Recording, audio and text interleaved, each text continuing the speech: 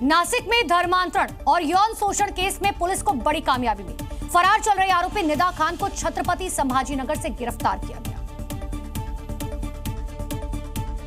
Corporate धर्मांतरण की जिस रिंग लीडर निदा खान को महाराष्ट्र पुलिस शहर शहर तलाश कर रही थी, 25 दिनों से जारी पुलिस का अभियान बीती रात पूरा हुआ। निदा खान मिली, लेकिन एक ऐसी जगह पर जिसके बारे में किसी ने शायद सोचा भी नहीं होगा। वो छत्रपति संभाजीनगर के इसी मकान में मिली। पिछले 5 दिनों से वो यहाँ छिपी हुई थी। नासिक पुलिस के SIT, संभाजीनगर पुलिस कमिश्नरेट और क्राइम ब्रांच की संयुक्त टीम ने टेक्निकल इनपुट के आधार पर इस कार्रवाई को अंजाम दिया। मल्टीनेशनल कंपनी में धर्मांतरण मामले में मोस्ट वांटेड आरोपी निदा खान अब पुलिस के हिरासत में है। नासिक रोड के इसी पुलिस स्टेशन में उसे रखा गया है। आज उसकी पेशी नासिक रोड के न्यायालय में की जाएगी। खास बात यह कि पिछले दिनों इसी मकान को बेचा गया था और इसके बाद इसे किराए पर दिया गया। निदा इस मकान में 5 दिन पहले आई थी। नासिक के धर्मांतरण केस में दानिश शेख और तौसीफ अख्तर पहले ही गिरफ्तार हो चुके हैं। निदा खान की अग्रिम जमानत याचिका कोर्ट ने खारिज कर दी थी। निदा इस पूरे रैकेट की अहम कड़ी बताई जा रही है। कानपुर में तकरीबन 3000 करोड़ रुपए के अवैध ट्रांजैक्शन मामले में बड़ा खुलासा हुआ। पुलिस ने इनामी आरोपी पप्पू छुरी को गिरफ्तार कर जेल भेजा।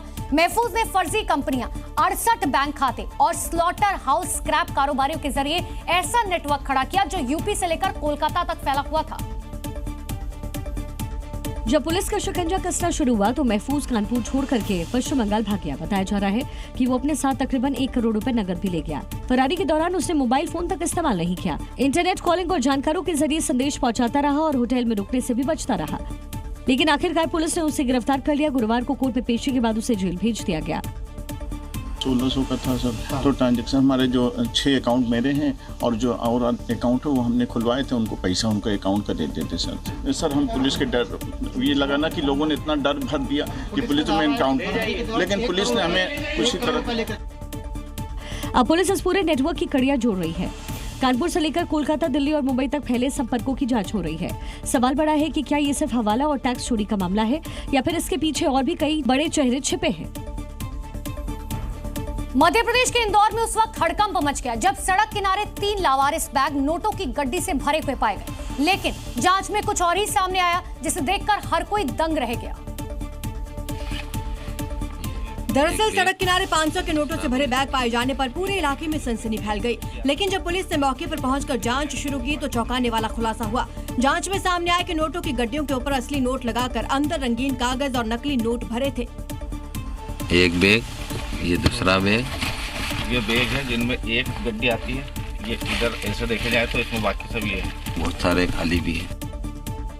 वहीं अब इस पूरे मामले को लेकर पुलिस साजिश से जोड़कर जांच कर रही है। 3 बैग मिले हैं जिसमें ऊपर से जो गड्डियां लगी हुई थी वो असली प्रतीत हो रही थी, पर अंदर नकली प्लेन कागज मिले हैं। इसकी जांच की जा रही है कि क्या वजह है और वास्तविकता क्या है। फिलहाल इस पूरे मामले में अब जांच तेज हो चुकी है। साथ ही पता लगाने की कोशिश है कि नोटों से भरे लावारिस बैग कहां से आए। असली है।